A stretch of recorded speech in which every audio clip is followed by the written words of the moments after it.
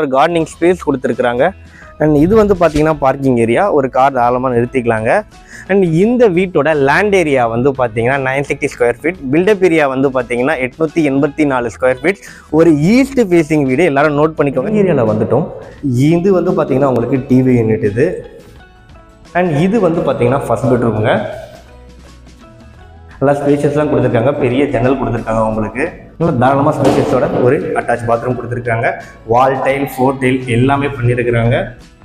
இது வந்து வீட்டோட 2வது பெட்ரூம். இந்த பெட்ரூம்லேயும் உங்களுக்கு அட்டாச் பாத்ரூம் கொடுத்துருக்காங்க. பாத்ரூம்லாம் ஸ்பேஷியஸாக கொடுத்துருக்காங்க.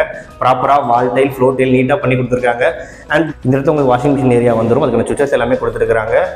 இது வந்து பார்த்தீங்கன்னா கிச்சன் ரூம் உங்களுக்கு. அண்ட் இங்கே வந்து பார்த்தீங்கன்னா ப்ராப்பராக வால் டைல் பண்ணி கொடுத்துருக்காங்க. ஜிங்க் எல்லாமே கொடுத்துருக்காங்க. சர்வீஸ் ஏரியா ஆக்சஸ் பண்ணுறதுக்கு ஒரு டோரும் கொடுத்துருக்காங்க. 65 lakhs இதோடைய ப்ரைஸ் வந்து கோட் பண்ணுறாங்க. இது ஒரு டைரக்ட் ஓனர் ப்ராப்பர்ட்டி தான். ஓனர் நம்பர் வந்து பார்த்தீங்கன்னா உங்களுக்கு டிஸ்கிரிப்ஷன்